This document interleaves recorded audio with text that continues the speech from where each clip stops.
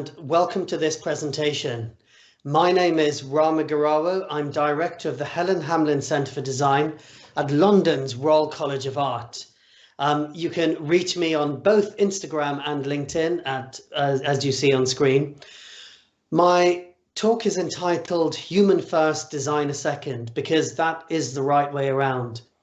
Why am I posed with a picture of a car tire with a little bit of green in the background? Because during lockdown, these were two things that really took my imagination. I lent into the humanity of restoring things and growing things. And I feel that as human beings, we are often forgotten by design, by entrepreneurism, by our needs, our aspirations need to be center. So people and planet need to be first. So that hence the title of this talk.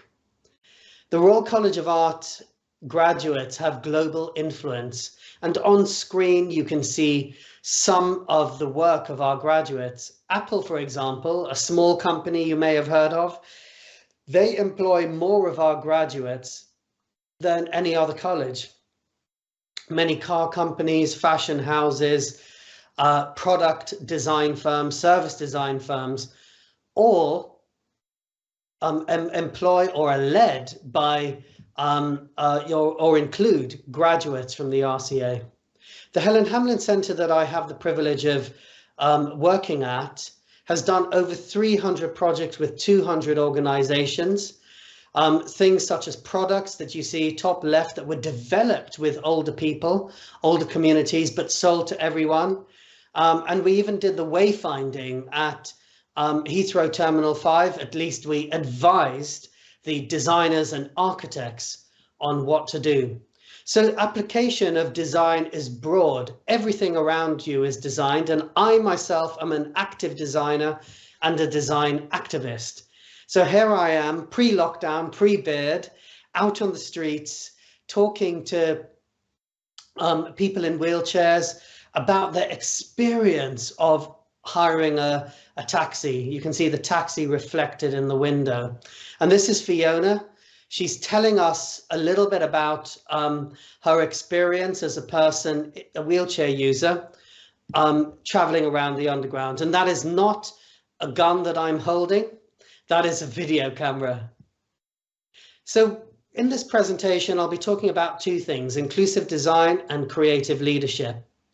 But first of all, there is a problem with design. And I can prove it to you. If you take out your phone and you type in the word designer on the smartphone keyboard, what comes up as the predictive icon is this: two yellow beret wearing people holding paintbrushes. But design is more than just addressing an aesthetic. Designers are frameworkers. We make every conversation better.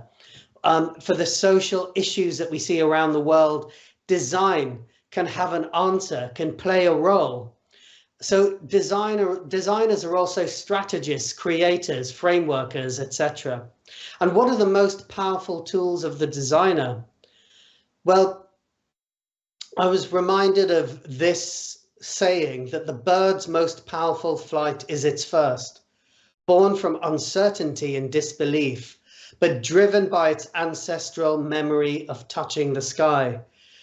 And for us, sometimes as creatives, as innovators, as social innovators, uncertainty and disbelief can surround us. But again, it comes back to human first, designer second, because that is your ancestral memory, being human, designing for human beings, and addressing the social challenges of our time. We often say that you need your head, your hands, and your heart in order to design. And in our creative leadership model, this translates to clarity, creativity, and empathy. So the head is clarity, the hands is creativity, and empathy, that comes from the heart. And reflecting on this idea of what does it mean to design? Well, it's about working with real people. On the left, you see my colleague Chris. He's the one with the beard, not the one in the blue, talking to our youngest participant, this 2-year-old boy in the blue, about how communities communicate. And this was a project for Samsung. On the right is a project we did for Panasonic, which we're looking at how older people might use technology for health. Both of these projects are over 10 years old, but the message carries through. There's 7.8 billion people on the planet. You don't need to make up a fake person. Go and find a real person and design with them, and you'll get truth. You'll get a level of authenticity and reality to your work. Don't design for fake people. These are personas that are literally just pulled together. And what do you notice about them all? They're all smiling. They're all grinning like idiots. So if you see too much teeth in a presentation, walk away. It's not real. So find that real person, not a fake person. This is the sort of equitable exchange that we look at. There's probably 50 or 60 years that separate the designer on the right and the person on the left. But design should be equitable. We should involve people in a dignified and positive way when we are doing our creative endeavors and creative practice. So what does it mean to design? Well, there's a couple of things that came to mind. To step into uncertainty and be comfortable with it, to shine a creative light, first for yourself and then for others, to improve the world, especially your inner world. I don't think I've ever done a piece of design that hasn't changed me. It's to always find solutions, especially in dark places and dark moments. The world can feel full of these, but design and designers and social innovators can provide an answer. It's to include, not exclude. Be a creator, not a destroyer. Don't put up barriers, create bridges. And for me, I have to say this as a designer, it's to be part of the most special discipline on the planet, because almost everything you can see around you is designed. I was reminded of this. This is an image that I took in southern India. It's the Velliangiri hills in southern India at a yoga ashram. And one evening, looking at the dark mass of the mountain and the airy light of the sky, I realized that only the dark helps you appreciate the light. And what that means for me as a designer is those dark moments, those challenges actually fuel you. Design is all done by people, for people, because of people, and with people, and all of us on this gorgeous little planet of ours. We say design is centered around people, or rearranging the words, people-centered design. The other term we use is inclusive design, which is a sibling of universal design and design for all, which are typically used across Europe and across the globe. But the way I like to think of them is they're like Kardashian sisters. You know a Kardashian sister when you see one. You may not know if it's Kim or Chloe, but you generally know what a Kardashian sister looks like. So inclusive design and its siblings, we talk about including the needs of the widest number of people. And who doesn't want that? Why don't we lean into that as a source and a strategy more? At the centre, we have a 28-year history of inclusive design. It was defined in the publication in black and red that you see on the left. And even now we have this website, designingwithpeople.org, where you can download methods and tools and look at how to evolve your creative practice. I love this picture because we held our Include conference in 2019 in Detroit, and it really signaled a future for me. This picture shows some of the attendees who are young, Black and female. We've written books on this. This is a book that came out of Norway that was led by the editor-in-chief, Onni Eichaug, who you can see in the top left of the picture cluster. It's called Innovating with People, the Business of Inclusive Design. And the latest version, there was a new version published in 2019 that actually is titled Inclusive Design and Architecture. So do have a look at that if you want to know more. At the Helen Hamlyn Centre, we talk about inclusive design leading into a triangle of possibilities. At the top is inclusivity, equity across age, ability, gender and race, and I'll talk a little bit more about that. Bottom left is sustainability, social sustainability alongside the economic and environmental.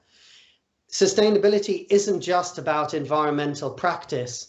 That is important, but how does it land with people? How do people engage with it? How might India's 680,000 villages engage with a sustainable conversation? Or is this just something that politicians, Western countries, the middle class talk about, or people who've had a university education? How can sustainability truly be democratized? And leadership. It hit me that creative practice is one thing, but we actually need more creatives who are leaders and more leaders who are creative. So I'll talk a little bit about that as well. I love this quote from James Gustav Speth, who is an American activist and lawyer, which speaks to social sustainability. He said, I used to think that the top environmental problems were biodiversity loss, ecosystem collapse, and climate change. But actually, they are selfishness, greed, and apathy, and we need a spiritual and cultural transformation. Social sustainability is often less considered than the environmental or economic, but people's attitudes, behaviors, and actions are integral to creating solutions, especially ones that are ironically sustainable.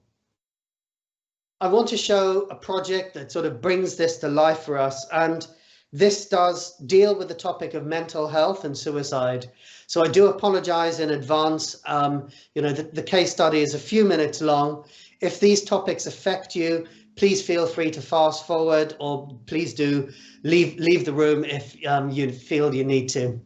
This is the city of Derry, Londonderry in Ireland, and this is the River Foyle, which almost cuts the city in half.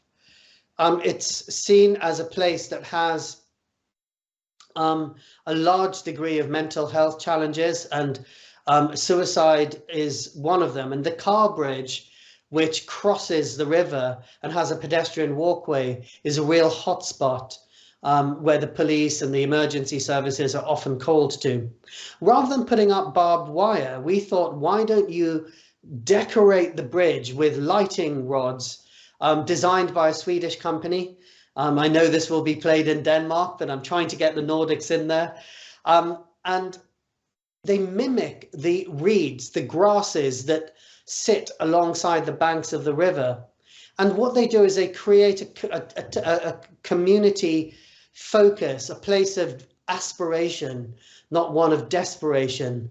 And these reeds, you can interact with them digitally, the community can own them. And they bring an aspect of artificial intelligence and technology into an urban installation on the bridge. This is a project that a friend from Japan did. His name is Sadamura-san. And he was tasked with designing a whole new kind of train system, a city train. So 16 stations, a whole new line, the trains themselves. And on the left, you see that the lighting actually mimics the weather outside. It's very sort of socially connected to the weather outside. If it's a bright, sunny day, it's bright. If it's darker, it'll dim a little. If it's raining, it'll dim a little bit more. If it's nighttime, it'll dim a little bit more. So you have that physiological, biological connection to the weather around you. And on the right, another piece of social sustainability practice is ergonomics at the time said that a wheelchair user a sitting user had to have a different ticket machine from a standing user. But he designed something that both people could use. And in 20 years, no one has complained. So sometimes we need to challenge the preconceptions that live around us. This is a project we were involved in for the UK government, looking at driverless vehicles, and on screen is a flying carpet, which is probably the ultimate driverless vehicle. We worked with communities in and around London, communities of different abilities, different needs, different purposes, different strategies, different colors, backgrounds. And we gave them the tools, Lego and plasticine and craft materials, and asked them to design the kind of vehicle that they would want. And in interviewing them to describe their vehicles, we learned many, many different things. You know, the vehicle bottom center looks like a house with a railing and a chimney and a door. And one of the things that we learned from that is, what if hotels could sell driverless vehicles? So they would sell you a room that's in a vehicle. You could go to sleep in London and wake up in the south of France, for example. We also wrote creative briefs alongside the white paper, the policy papers that we needed to look at. We did creative briefs. And one of the things we said is people with disabilities, for example, could be lead users for driverless vehicles, because right now, many people with disabilities are excluded from driving, but now they could be in charge of the vehicle. I'm going to show you some of the fun things that we did, because we are designers after all. What if a sports car was redefined to be a car that you could do sports in, so you could swim your way to work? What if a driverless vehicle could be a little mini urban park, offering rest and respite in a busy city centre, coming complete with a resident pet to help reduce your stress levels and your blood pressure? What if it was the sign of a photocopying machine and could come and deliver those last mile packages and services that you need? And my favorite one was, what if Uber could start sending you a driverless vehicle that was a toilet? So whenever you needed the toilet, you could call one up, because when you've got to go, you've got to go. It's a human truth. Again, human first. So wanted to talk a little bit about inclusivity. And there are many, many ways in which people can be excluded: by geography, by class, by economic circumstance. But 4 primary ways that we look at the centre are age, ability, gender, and race. These are almost door openers into exclusion, because you look at these 4, you address these 4 in any social innovation project, and you'll start to pick up some of the others. So to walk through some of these, age, the number of older people will grow by 56%. And globally, the number of older persons is growing faster than younger people, and women tend to live longer than men. In Europe, if you want to live long, become a woman and move to France, because they seem to live the longest. Gender, well, European statistics are based on binary gender, but the World Health Organization talks about over 50 gender identifiers. Still, if we look at the binary data from the EU, the Gender Equality Index is a pretty good indicator. It examines how elements such as disability, age, level of education intersect with gender. So do have a look at that. Some US statistics on gender identity and sexual orientation show that on the left, that pale blue chunk, less than 20% of people identify as straight or heterosexual. So there are many other identifiers out there. And the important thing here is that people should be allowed to self-describe. And we need to be more sensitive and more understanding and more inclusive about this evolving landscape. Race is an interesting one, which is really close to my heart, because I have Indian heritage. I'm West Indian by descent. as my great-great-grandparents moved to South America, to British Guyana, and I'm British by birth. So I'm tricultural, but race has really become a discussion that's coming to the fore. But where did the concept of race come from? Well, in the 19th century, Samuel Morton divided people into 5 races that really set a baseline for modern application in conversations. And you can see them on the left: Caucasian, Mongolian, Malay, Native American, and African. And that is a ranking. He actually ranked Caucasian as top and African as at the bottom. And one of the experiments he did was to fill skulls from people of different races with peppercorns. And the more peppercorns you could fit in to the skull, the more intelligent he said that race was. And totally arbitrary, and something we need to actually challenge, because it's in the DNA of our life. And talking of DNA, Craig Venter, the pioneer of DNA sequencing, said the concept of race has no genetic or scientific basis. All humans are closely related. Everyone has the same slightly different collection of genes, and all people alive today are Africans. So we need to start changing. What do we perceive as race? How important is skin color? How do we react to people of different ethnicities? And how can we be more balanced and more inclusive? Of course, we don't have to look far back in history to see examples of where design has been used to segregate races. And on screen are pictures of segregation and apartheid.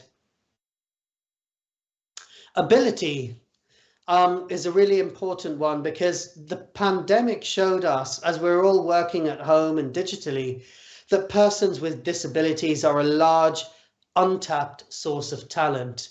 Companies that employ people with disabilities are above average in terms of profitability and value creation, and also staff turnover reduces. It's interesting, if you look at companies like McKinsey, who do a diversity report, and you look across these 4 axes, they will actually have the data to show that financial performance and creative performance increases if you have a diversity by age, ability, gender, and race. Just binary gender can raise that by 15%. Different ethnicity can raise that by 35%. So this is something we really should be looking at. So remember the 4 axes of inclusive design as a baseline for addressing exclusion: age, ability, gender, and race. And yes, as the diagram on screen hints, X does mark the spot. It's like a treasure map. Design for the margins and you get the mainstream. So don't just design for an imaginary average customer, person, or user. Go to the edges of consideration and you will automatically get the mainstream, and your designs will be more relevant.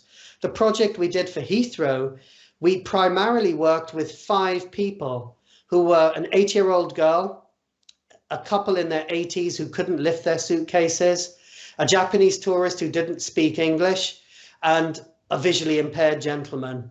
And they told us more about wayfinding than an able-bodied business person. So challenge yourselves as creatives, design for the margins and you get the mainstream.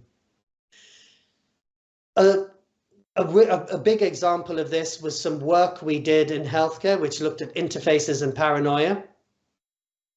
Virtual reality is good enough now for it to be believable. And Oxford University had a startup called Oxford VR. They came to us with the idea of people who are experiencing paranoia and going through clinical treatment. Could we use VR to help them retrain themselves to enter back into the real world and to function in different situations? And on screen, you see a cafe scenario, which has a number of different difficulty levels. Number 1 is just entering the cafe in the virtual environment, all the way through to managing yourself and through an altercation that's going on, an argument that's going on in the cafe. So this could be something that has really wide application. Chatbots, you know, a few years ago, every company wanted a chatbot, every organization. And we worked with Tata Consultancy Services, with one of their major clients, to look at how do you humanize a chatbot? Because most chatbots look like this: young, female, in their 20s and slightly subservient. And I rather naughtily think that's because they were designed by men in their 20s, programmers, who basically designed themselves a girlfriend. That may or may not be true, but that was my own humble theory. But gender distribution in AI applications, we would not stand for them in the real world. Most assistants in the center, in the blue, are female. Most AI movie roles on the right are male. You know, think iRobot, for example, and all of those Terminator, all of those Hollywood movies. We wondered if this could have empathy, sincerity, curiosity, and wiseness, all with a little bit of happiness. Instead of having this sort of subservient female figure, could the chatbot be a parent, a boss, a friend, or a coach? And we co-designed this with the group, and this was a group of accountants and management consultants. They chose friend, but the friend that they chose was someone who was older and wiser than them. Could be Dame Judi Dench or David Attenborough, a sort of friend who could help cover up your mistakes, encourage you to have a healthy glass of tea during lunch, or to meditate at the end of the day, or to take a walk to unwind. So that's what they wanted from a chatbot. And the company actually stopped the development of their chatbot in order to incorporate some of these ideas. This is a student project that was entered into our inclusive design competition. It's from the RCA. And the two designers here were looking at a home health monitoring tool for women to be able to check for abnormalities in breast tissue in their home. It's called Dot Plot, and here is a short video. I'm really unsure about why I do this. It just feels like a pile of lumps. You're worried in case there is something that could be wrong. So I haven't done anything yet.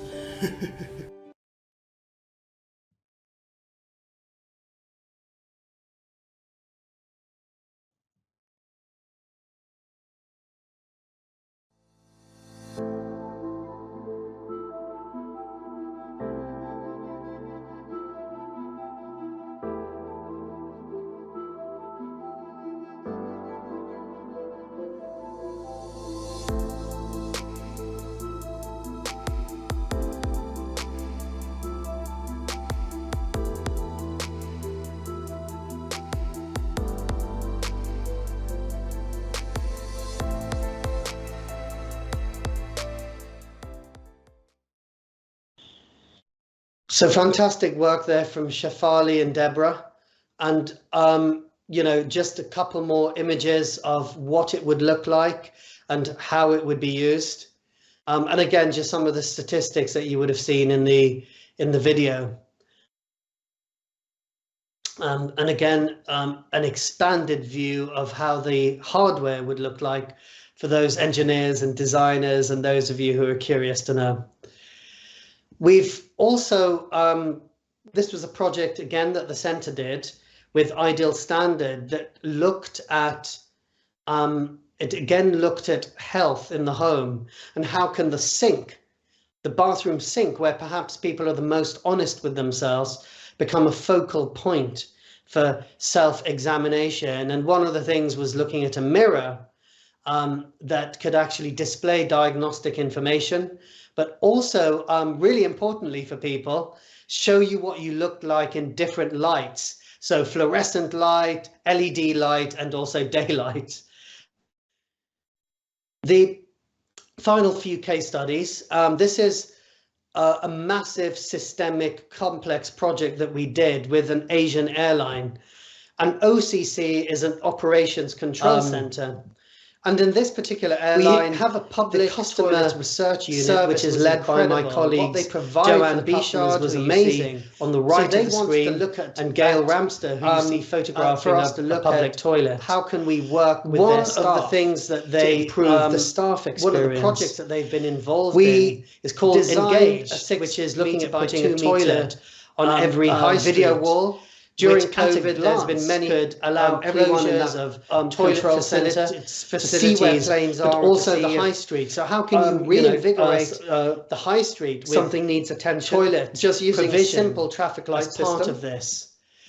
You can see the names at the top, of the screen, an architect's studio, but also the Mayor of London. People are inactive. The London Borough of Hackney. And what are they doing? The Design Council. That screen can also have an educational mode. Here you can see some of the images of how to get better sleep or to do some eye yoga. Architecture. It can tell you some little things about IT support and who to go to, or even introduce you to a new member of the team. And could the shop owners also grew from that be in charge 6 by 2 meter toilet facilities? Reducing crime, the space, allowing there to be people better according toilet to provision throughout the city, and better healthcare provision, specialties as a result for the population. As you can see on the left, that's a redesign of the office space, but also on the right, the kitchen area, turning that into more of a cafe feel, more of a social space, which would also take account for different religious needs, such as halal food versus non-halal food. And bottom right, that pink chair was really looking at, could we take some of the first class aircraft cabin experience and get people, get the staff inside that space to rejuvenate. So if you have 15 minutes, could you listen to some music? Could you have a light shower? Could you get yourself back on track? We also looked at an immediate challenge that they had, which was new technology had been handed out to the 12 to 14 different teams that are involved in helping an aircraft land and take off. But they weren't using the technology. So we thought, why, we went out there and did 2 weeks of on the ground research to look at this. And the result was not to replace the technology, but it was actually to redesign the fluorescent vest.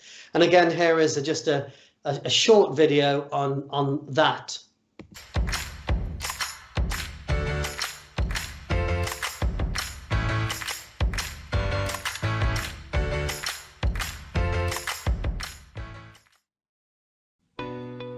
Design is most powerful when it's inclusive, empathic, and creative.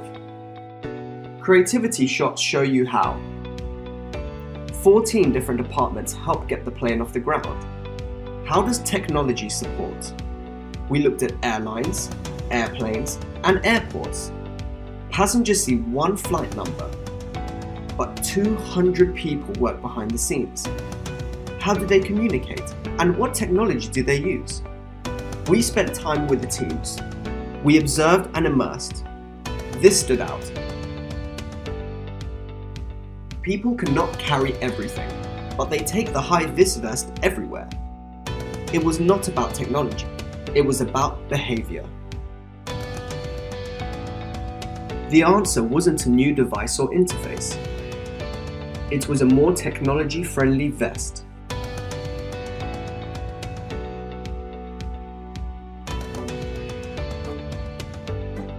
So, some creativity checks for your project. 1. See beyond the obvious. Reality rules. 2. Are you answering the wrong brief? Design makes every conversation better. We design with a difference. To make a difference, we design different.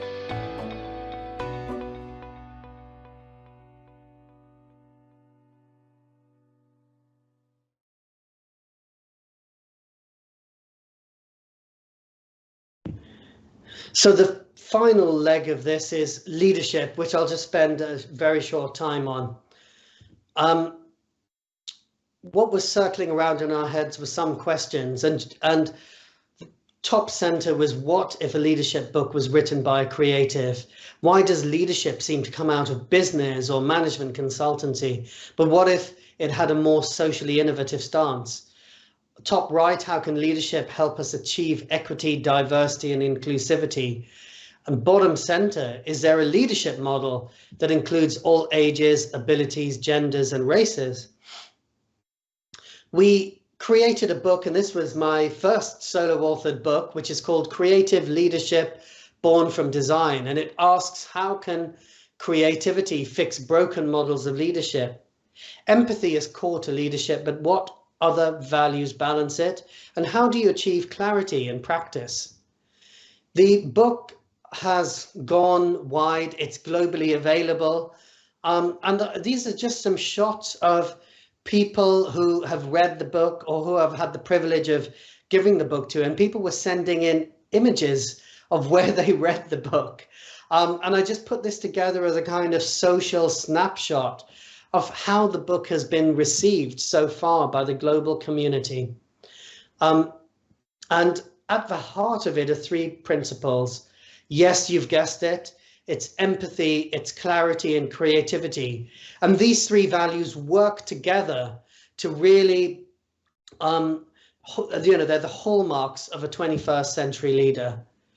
We think about creative leadership for three types of people: established leaders, emerging leaders, and the most important group of all, which I am in, those who were never built to be leaders, because maybe we were too quiet, too short, too tall, too brown, too black, too female, too non-binary.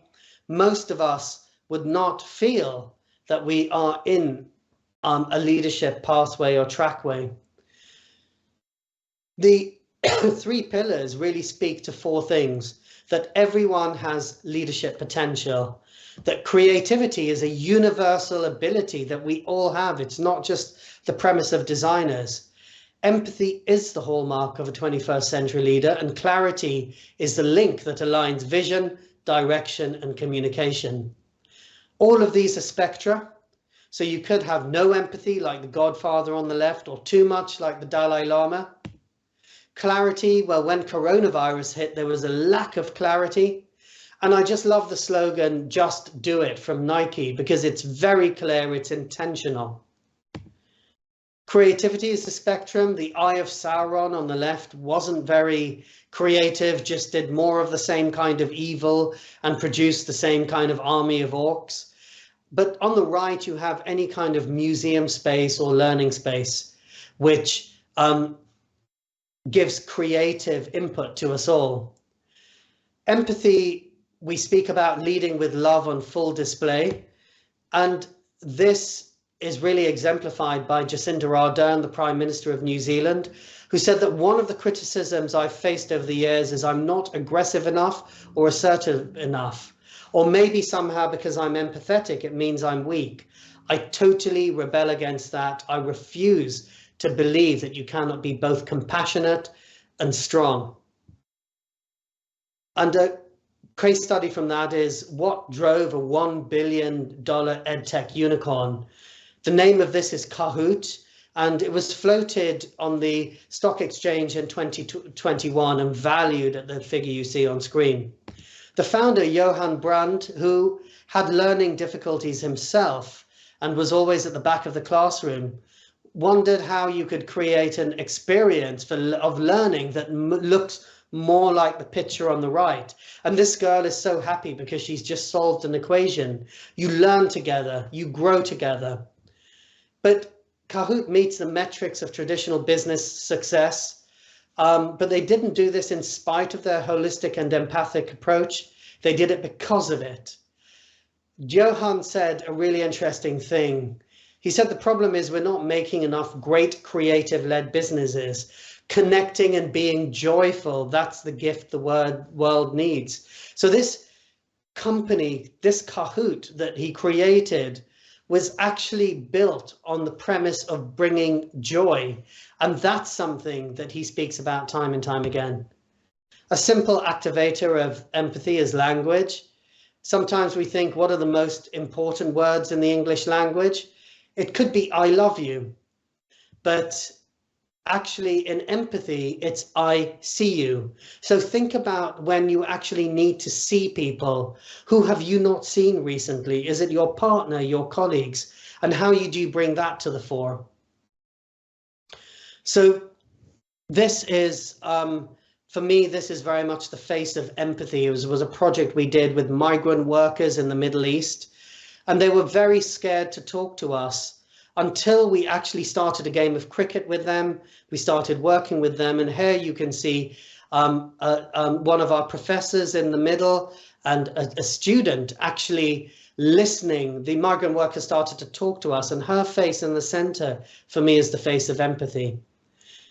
Clarity, just a simple case study here. It's not always obvious. And Akeem, one of the graduates of the RCA, realized that glasses have existed for decades, but do not fit the face landmarks of low and wide nose profiles. So this excludes many Black and East Asians.